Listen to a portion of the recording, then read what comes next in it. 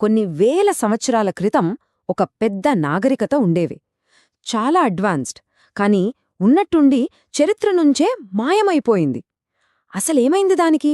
రండి, ఈరోజు మనం సింధు నాగరికత అనే ఆ కోల్పోయిన ప్రపంచంలోకి వెళ్ళి దాని రహస్యాలేంటో తెలుసుకుందాం. చూడటానికి ఇవి కేవలం శిథిలాల్లా అనిపించచ్చు, కానీ కాదు. ఇది 4500 సంవత్సరాల క్రితం ఉన్న మొహెంజోదారో నగరం. ఎంత అద్భుతంగా ప్లాన్ చేశారో చూడండి. ఇది వాళ్ళు మళ్ళీ ఊహించి గీసిన చిత్రం అన్నమాట. నిజంగా ఓ కోల్పోయిన ప్రపంచంలాగే అనిపిస్తోంది కదా. ఎంత ఆధునికంగా ఉందో ఒకసారి గమనించింది. అసలు మనందర్నీ తొలిచేసే ప్రశ్నే ఇదే. ప్రపంచంలోని మొట్టమొదటి గొప్ప నగరాల్లో ఒకటి వేల సంవత్సరాల పాటు ఎలా మరుగున పడిపోయింది? ఇంత గొప్ప నాగరికతను మనమెలా మర్చిపోయాం? ఈ నాగరికతకు సంబంధించిన రహస్యం మొత్తం దాని నగరాల పునాదుల్లోనే ఉంది. సరే, ముందుగా ఈ నాగరికత ఎంత పెద్దది, దాని ప్రాముఖ్యత ఏంటో ఒకసారి అర్థం చేసుకునే ప్రయత్నం చేద్దాం. ఎందుకంటే ఇది కేవలం కొన్ని ఊళ్ల సమూహం కాదు, ఇదొక పెద్ద విశాలమైన పట్టణ ప్రపంచం. అయితే ఈ సింధూలోయ నాగరికత ఒంటరిగా ఏమీ లేదు. అప్పట్లో, అంటే కాంస్యయుగంలో మెసొపొటేమియా, ఈజిప్ట్, చైనా లాంటి గొప్ప నాగరికతలు కూడా ఉన్నాయి. చెప్పాలంటే ప్రాచీన ప్రపంచానికి పునాదులు వేసిన ఆ 4 గొప్ప నాగరికతలలో ఇది ఒకటి.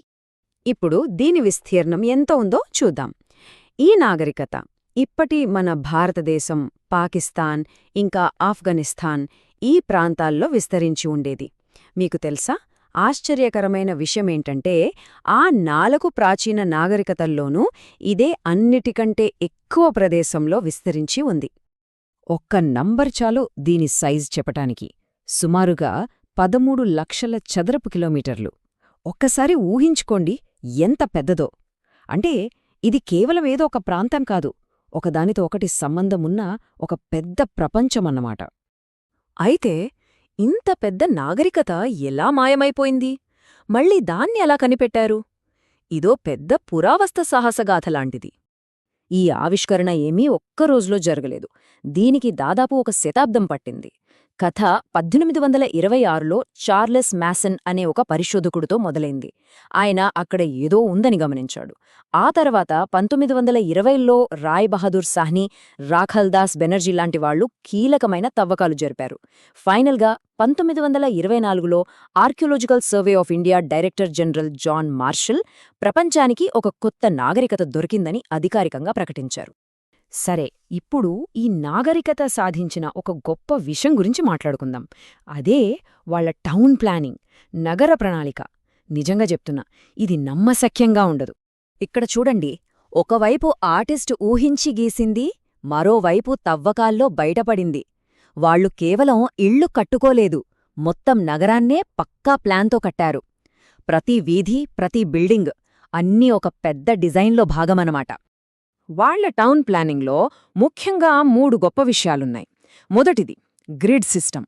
అంటే రోడ్లన్నీ కరెక్ట్గా 90 డిగ్రీల కోణంలో ఒకదాన్నొకటి కట్ చేసుకుంటాయి.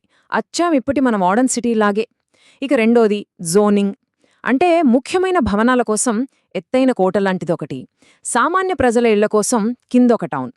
మూడోది, ఇది చాలా చాలా విప్లవాత్మకమైనది, రోడ్ల కింద మూసి ఉన్న డ్రైనేజ్ వ్యవస్థ.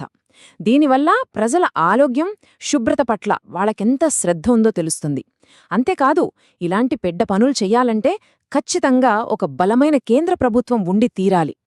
ఈ మొహెంజోదారోను కనిపెట్టిన పురావస్తు శాస్త్రవేత్త సర్ జాన్ మార్షల్ కూడా షాకయ్యారట. అక్కడి గ్రేట్ పాత్ని చూసి ఆయన దాన్ని ఒక అద్భుతమైన నిర్మాణ అద్భుతమన్నారు. కాల్చిన ఇటుకలతో కట్టిన ఈ నిర్మాణం వాళ్ల స్కిల్స్కి ఒక నిదర్శనం. బహుశా ఇది వాళ్ల మతపరమైన కార్యక్రమాల కోసం కట్టి ఉండొచ్చు. వాళ్ల ఇంజనీరింగ్ నైపుణ్యం కేవలం ప్లానింగ్లోనే కాదు, వాళ్లు వాడిన మెటీరియల్స్లో కూడా కనిపిస్తోంది. ఉదాహరణకి, నీటికి పాడవకుండా ఉండే కాల్చిన ఇటుకలని ఇళ్లకి, డ్రైనేజీలకి వాడారు. అదే కాల్చని ఇటుకల్నేమో కోట గోడలు కట్టడానికి ఉపయోగించారు. అన్నింటికన్నా ఇంట్రెస్టింగ్ విషయమేంటంటే, వాళ్లు వాడిన ఇటుకలన్నీ ఒకే సైజులో ఉండేవి, 4:2:1 రేషియోలో. దీనివల్ల పెద్ద పెద్ద కట్టడాలు కట్టడం చాలా ఈజీ అయింది. సరే, నగరాల గురించి చాలా మాట్లాడుకున్నాం. ఇప్పుడు అసలక్కడ నివసించిన ప్రజల గురించి చూద్దాం. వాళ్ల రోజువారీ జీవితం ఎలా ఉండేది, వాళ్ల సంస్కృతి ఏంటి? వాళ్ళ సమాజం చాలా ఇంట్రెస్టింగ్గా ఉండేదన్నమాట.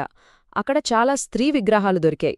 దాన్ని బట్టి బహుశా అది స్త్రీలకెక్కువ ప్రాధాన్యత ఇచ్చే సమాజమయ్యుండొచ్చని అనుకుంటున్నారు. ఇక ఆభరణాల విషయానికొస్తే ఆడవాళ్లు, మగవాళ్లు ఇద్దరూ బంగారం, వెండి, దంతంతో చేసిన నగలు తెట్టుకునేవారు. అంతేకాదండోయ్, అప్పట్లోనే లిప్స్టిక్, ఐలైనర్ లాంటివి వాడినట్టు ఆధారాలు కూడా దొరికాయి. ఇక వాళ్ల హాబీస్ ఏంటంటే వేట, చాపలు పట్టడం, ఇంకా పాచికలాట.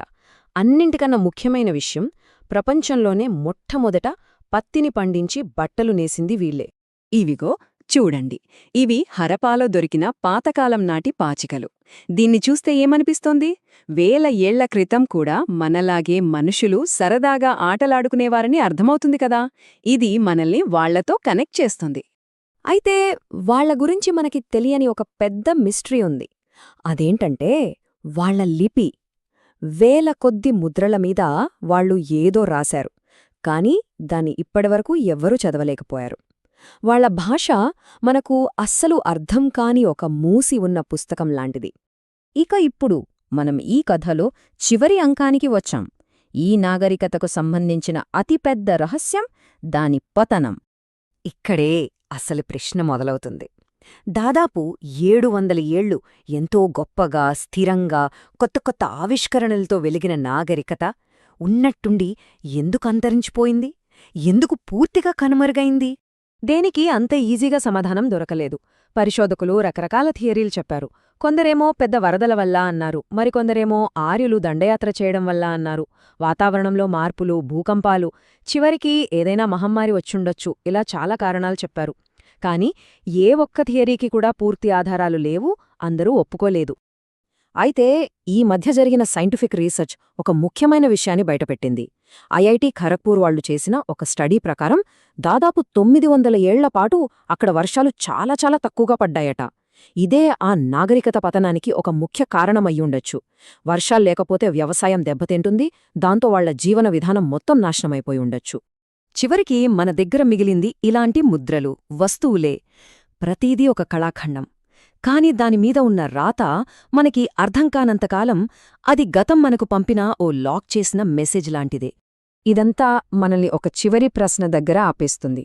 మనం వాళ్ల భాషనే చదవలేనప్పుడు సింధూ లోయ ప్రజల పూర్తి కథని, వాళ్లు సాధించిన విజయాల్ని, వాళ్ళు ఎందుకు అంతరించిపోయారో ఆ అసలైన కారణాల్ని మనం ఎప్పటికైనా తెలుసుకోగలమా? ఏమో, బహుశా కొన్ని రహస్యాలు